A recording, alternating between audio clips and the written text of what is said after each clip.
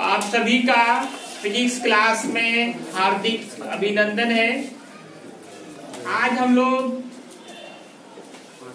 एक और long question है, रिफ्रैक्शन ऑफ लाइट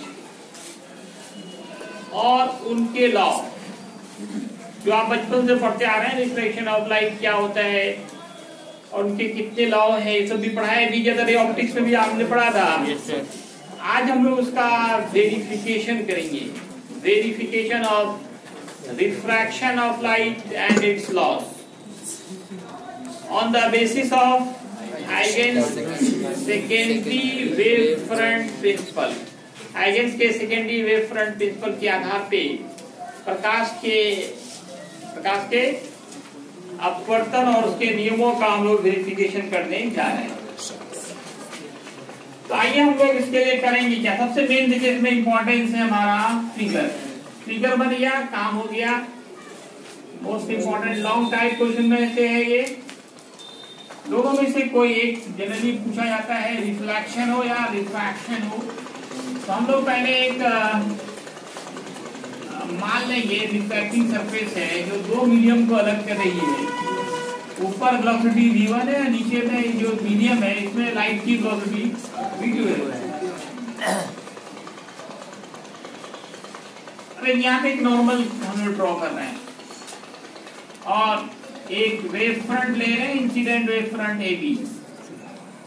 जितने देर पे ए जाकर ए डैश से टकराएगी उतने देर में ये रिफ्लेक्ट होकर नीचे आ रही है, दूसरी मीडियम में जा रही है, बी डैश से पहुंच रही है। ए डैश बी डैश को आप मिला दो, ये एंगल 90 डिग्री का बनता है। ये भी 90 डिग्री पे लेते हैं। अब ये सोचिए कि अगर दूसरा मीडियम नहीं होता, एक ही मीडियम होता तो लाइट सीधे चलती, तो डॉट डॉट पे दिखाइए आप, और ए डैश सी पोजीशन पे आ जाती। ए डैश सी पोजीशन पर आती।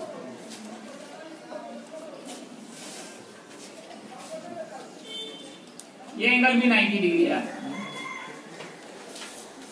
अगर दूसरा मीडियम नहीं होती कि बिल्कुल सीधे चलती और आके ए डैश सी पोजीशन पे आ जाती। ये सब एक ही टाइम में हो रहा है। जितने टाइम में ए डैश पे जा रहा है उतने में बी डैश पे, उतने ही में बी सी पे जाते हैं। ये दोनों बराबर होंगे, ए डैश और बी सी, लेकिन ये अलग होगा क्योंकि दूसरा मीडियम में है। अब आप एक नॉर्मल डालें इंसिडेंट वेव फ्रंट पे, एक नॉर्मल, एक परपेंडिकुलर खींच रहे हैं किस पर, ए बी पर। ये इंसिडेंट वेव फ्रंट है, ये आपका इंसिडेंट एंगल हो जाएगा, ये इंसिडेंट रे हो जाएगा, इंसिडेंट रे।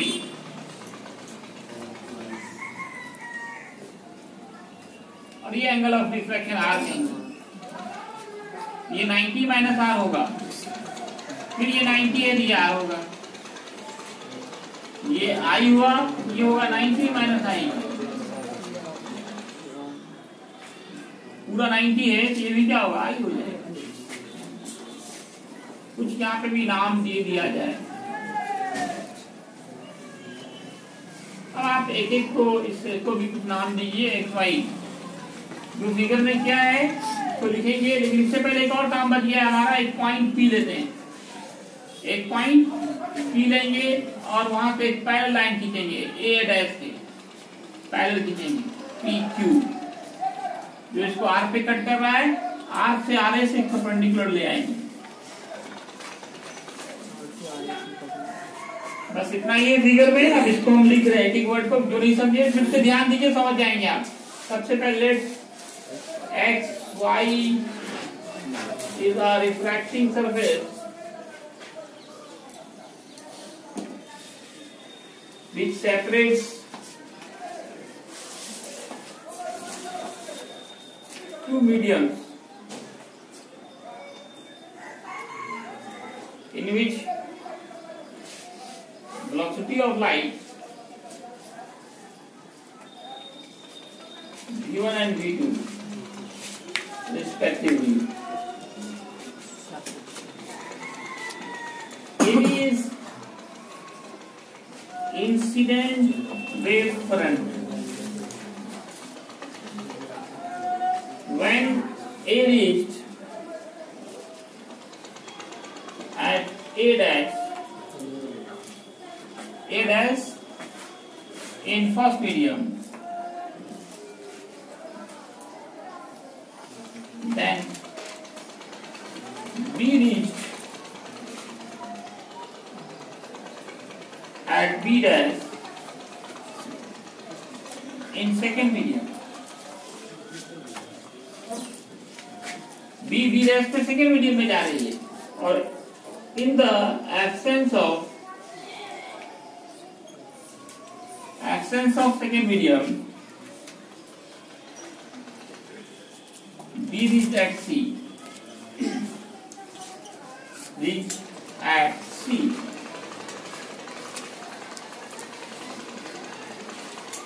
तो हम लोग फिगर से कह सकते हैं कि A से A डैश की दूरी और B से C की दूरी दोनों बराबर होगी, ये V1T होगी, लेकिन BB डैश ये V2T होगी। HB नॉर्मल है, HB normal on XY, perpendicular on XY, so it is normal. NB is perpendicular on AB. इसके बाद क्या क्या एक पॉइंट लिया P, take a point P on incident wave front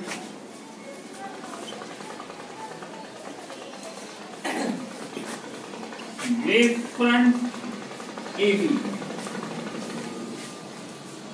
और फिर क्या क्या and draw PQ parallel to the AA dash which cut XY at R and RS perpendicular on A dash B dash। अब हम लोग similar triangles का काम करेंगे, खोजेंगे सिमिलर कौन कौन से ट्रायंगल है। ट्रायंगल A डैश RS दिखना है आप लोगों को? A डैश RS दिखना है? A डैश RS बताइए ये किसके सिमिलर है? A dash B dash. अब आप A डैश R ले इनका, A डैश R इनका ले, बड़े का ले A डैश B, छोटे का ले RS B, इसका क्या लेंगे? B dash.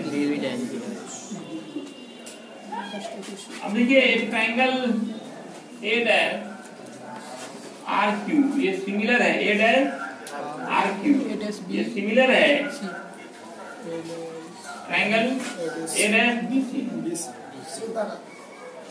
A dash RQ, A dash RQ ये सिमिलर है A डैश BC। तो अब A डैश R इनका लें, इनका A डैश B लें, इनका RQ लें, इनका BC ले लें। ये RQ लिया तो BC लिया। अब दोनों को मिला के देखिए क्या हो रहा है। फ्रॉम फर्स्ट से क्या LHS इक्वल है, देख सकते हैं LHS इक्वल है, RHS क्या होगा? इक्वल होगा RS by BB dash RQ by BC। RS by RQ एक साथ कर दें और BB डैश ऊपर ले जाएं, BC नीचे है ही, इसको हम लोग लिखेंगे V1T, इसको V2T, कैंसिल तो V1 by V2। तो RS और RQ का रेशियो V1 by V2 आ रहा है। इससे पता चला कि जितने देर में P पार्टिकल Q पे पहुंची उतने ही देर में दूसरे मीडियम में, अगर दूसरा मीडियम नहीं होता ये सीधा चलता P Q पे पहुंच जाता। अगर दूसरा मीडियम होता तो जितने देर में P को R से टकरा के Q पे जाना था उतनी ही देर में यहाँ से टकरा के यहाँ पे आएगी। इसका मतलब एक पॉइंट का ये रिफ्रैक्शन हो रहा है। जब एक पॉइंट का हो रहा है तो सारे पॉइंट का हो रहा होगा। यहाँ पे हम कर सकते हैं each and every point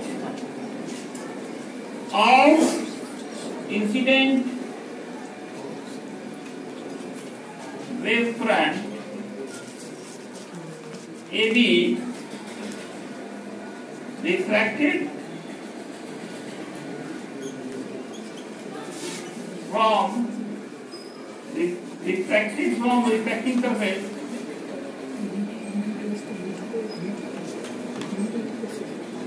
XY and mid to, और किससे मिल रहा है? हर एक पॉइंट रिफ्लेक्ट होकर A डैश B डैश से मिल रहा है। A डैश B डैश, तो A dash B dash is refracted wave front, refracted wave front, that is refraction of light takes place.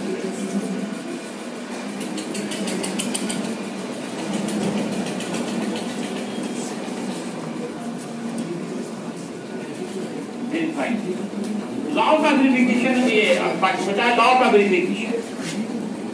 फिर से देखिए एक बार, जब एक पॉइंट P इस R से रिफ्लेक्ट होकर S से मिल सकती है, इसका हर एक पॉइंट AB जो इंसिडेंट वेव फ्रंट है, इसका हर पॉइंट इससे रिफ्लेक्ट होकर A डैश B डैश से मिलेगी। मतलब रिफ्रैक्शन हो रहा है, रिफ्रैक्शन ऑफ लाइट की घटना हो रही है, एम्प्लीफिकेशन हो गया। क्या कोई प्रॉब्लम है इसमें? BB डैश उल्टा लिखा गया, ये है B2T और ये हमारा B1T, B2/B1। यहाँ पे लिखा गया, आपको पहले ही बताया गया है, BB डैश सेकेंड मीडियम में है। सेकेंड मीडियम में वेलोसिटी V2 है तो V2T, और BC क्या है? जब सेकेंड मीडियम नहीं हो, मतलब पहला ही मीडियम हो, ये हो गया आपका V1T। CT कैंसिल तो क्या बचा? V2/V1। वेलोसिटी के रेशियो के बराबर आ रहा है। इसका मतलब है कि जितने देर में इस P को Q पे पहुंचना था, उतने ही देर में रिफ्लेक्ट होकर A डैश B डैश से S पर मिलती है। जब एक पॉइंट ऐसा कटेगा तो हर पॉइंट ही ऐसा कर रहा होगा, मतलब रिफ्लेक्शन की घटना यहाँ पे हो रही है। रिफ्लेक्शन ऑफ लाइट का वेरिफिकेशन हमारा हो गया, दिखा जाए।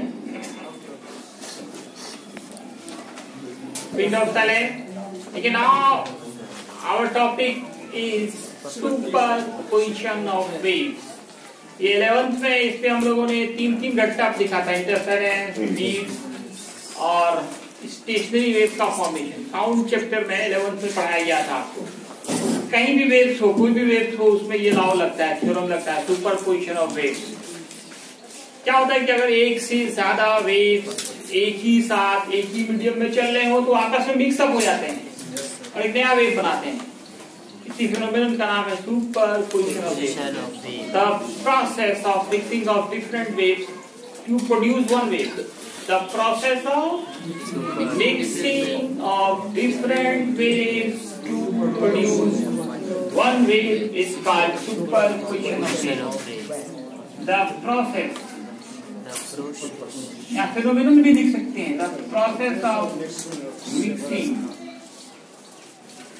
Of several waves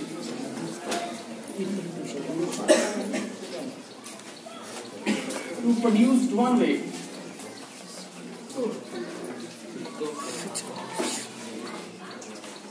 is called superposition of waves.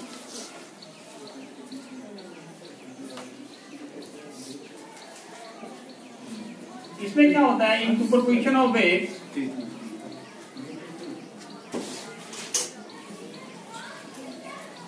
The intensity the displacement, पहले डिस्प्लेसमेंट की बात होगी, the displacement of resultant wave, जो नया वेव बनेगा या न्यू वेव के लिए, new wave is algebraic sum of displacement of all waves of all waves। तो इस तरह से आपको दिखाया गया 11th में y बराबर y1 प्लस y2 प्लस, अगर ये तरह वेव्स हैं, किसी का डिस्प्लेसमेंट y1 है, दूसरे का y2 है, तीसरे का y3 है, और भी वेव्स हैं मान लेते हैं, सारे के डिस्प्लेसमेंट को जोड़ देते हैं, अलजेब्रिक सम होता है यहाँ पे। उसी से जो नया वेव बनता है उसका इक्वेशन निकल जाता है, algebraic sum of displacement of all waves। इससे जो घटना होती है यहाँ पे हम लोग जो पढ़ना है वो इंटरफेरेंस ऑफ लाइट, लेकिन इससे पहले इंटेंसिटी ऑफ लाइट देखना है। इंटेंसिटी ऑफ लाइट, प्रकाश की तीव्रता बोलते हैं।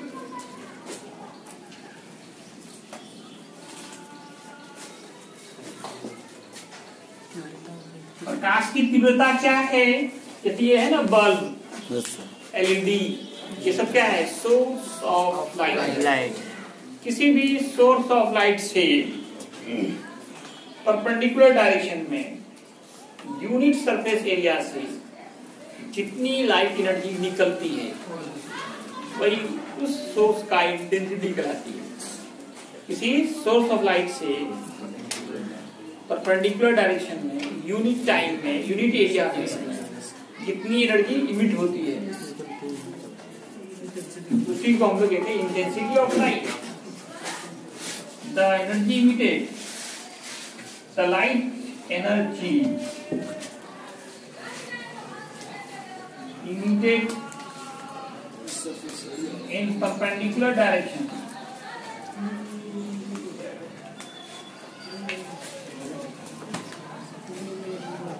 through unit surface area is called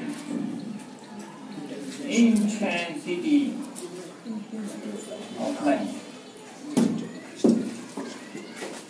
It is noted by I.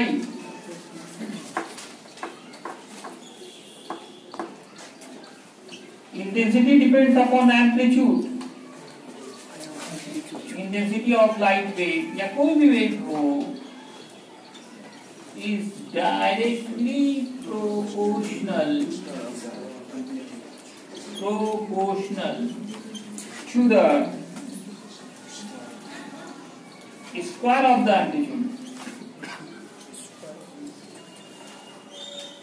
Square of the amplitude, that is I proportional a square. A for amplitude है, कैपिटल ए भी लिख सकते हैं, स्मॉल ए भी लिख सकते हैं। I बराबर k into a square, then k is constant।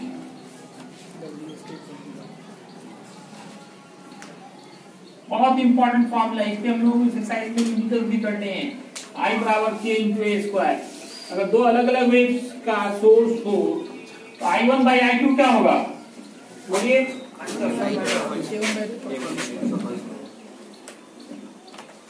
I1 by I2 कितना होगा? A1 by का होल स्क्वायर हो जाएगा।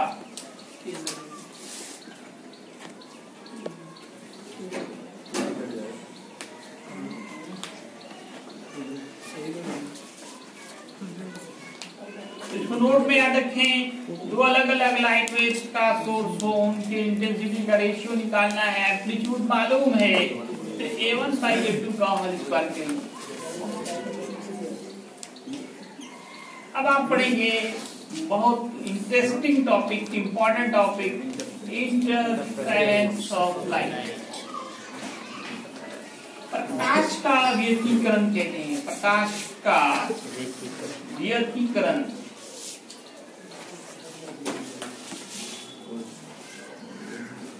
व्यतिकरण, इंटरफेरेंस ऑफ लाइट, प्रकाश का व्यतिकरण। ये होता क्या है? देखिए, इंटरफेरेंस ऑफ साउंड 11th में पढ़ाया गया तो उसको कुछ प्रैक्टिकल एग्जांपल दिया गया। एक को भी याद है, ऐसा एग्जांपल दिया जो आप डेली यूज, आज के जमाने में डेली यूज करते हैं, मोबाइल वाला क्या एयरफोन के बारे में बोला था, एयरफोन या हेडफोन। अगर एक कान में हेडफोन लगाओ तो इंटेंसिटी साउंड की कम आपको सुनाई पड़ती है, दोनों कान में लगाओ तो लगता है इंटेंसिटी बढ़ गई, नहीं लगता है? ताकि प्रैक्टिकल कर लेना है, सोच के क्या ही होगा सब कोई प्रैक्टिकल। एक कान में एयरफोन लगाओ तो साउंड की इंटेंसिटी कम होती है, दोनों कान में लगा लो अब लगता है कि बढ़ गया, बहुत ज्यादा बढ़ गया। और उस वक्त आप ये ध्यान दीजिएगा, लगेगा आप कान में नहीं बज रहा है, विस्तर में बज रहा है। कहाँ बज रहा है? विस्तर में। इसको कहते हैं हम लोग इंटरफेरेंस ऑफ साउंड।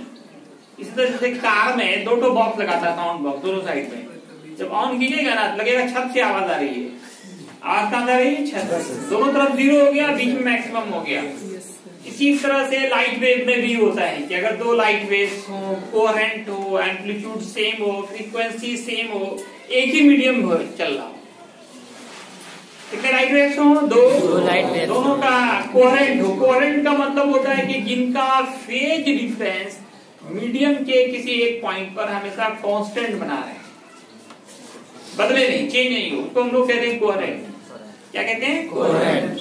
कि दो कोहेरेंट सोर्स ऑफ लाइट हो, एम्पलीट्यूड सेम हो, फ्रीक्वेंसी सेम हो, मीडियम सेम हो, तो आपस में मिल जाएगा, नया वेव बनाएगा। उस वेव की इंटेंसिटी किसी एक पॉइंट पे 0 हो जाएगी या कहीं मिनिमम हो जाएगी। जहां मिनिमम हो जाएगी, कोई इंटेंसिटी नहीं होगा, तो अंधेरा छा गया, तो कहेंगे डार्क पैटर्न बनेगा। और दूसरे पॉइंट पे क्या हो जाएगी? मैक्सिमम। क्या हो जाएगी? मैक्सिमम। तो वहां क्या बनेगा? ब्राइट पैटर्न बनेगा। तो डार्क ब्राइट, इस तरह के पैटर्न से मतलब ब्राइट डार्क, कई पैटर्न, ब्राइट फिर डार्क फिर ब्राइट फिर डार्क, अलग अलग पॉइंट्स पे होता है। एक पॉइंट पे ब्राइट है, अगले में डार्क, फिर ब्राइट, फिर डार्क, फिर ब्राइट। इसी फेनोमेनन का नाम है interference of light. The definition में कहते हैं two coherent light waves of same amplitude and same frequency propagate in same medium, then intensity of light waves becomes maximum at a point and minimum at another point, due to which bright and dark patterns are formed. This phenomenon of light is called interference of light. क्या कहेंगे? When two coherent light waves of same amplitude, same frequency propagate in same medium, then intensity of light waves becomes maximum at a point and minimum at another point.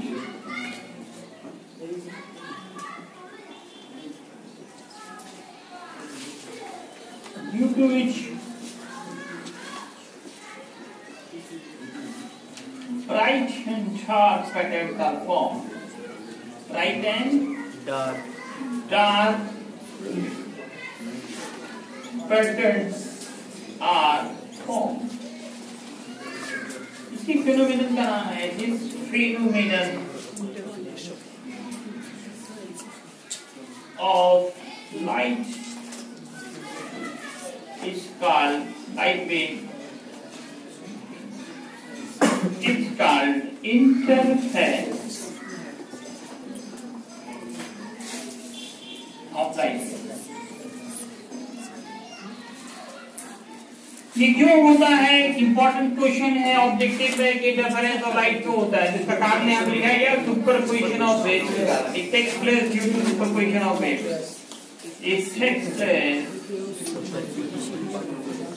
Due to superposition of waves. ये घटना superposition of waves के कारण होती है, waves के आपस में mix होने के कारण। मिक्सिंग के प्रोसेस को क्या कहते हैं? Superposition of waves. ये क्यों होती है? Due to mixing of waves, due to superposition of waves. इसमें ब्राइट और डार्क पैटर्न बनेंगे। इसमें क्योंकि दो तरह की बात हो रही है, कहीं पे ज्यादा कहीं पे कम, इसलिए ये दो टाइप क्यों जाएंगे, एक कंस्ट्रक्टिव, दूसरा डिस्ट्रक्टिव। नेक्स्ट क्लास में होगा। धन्यवाद।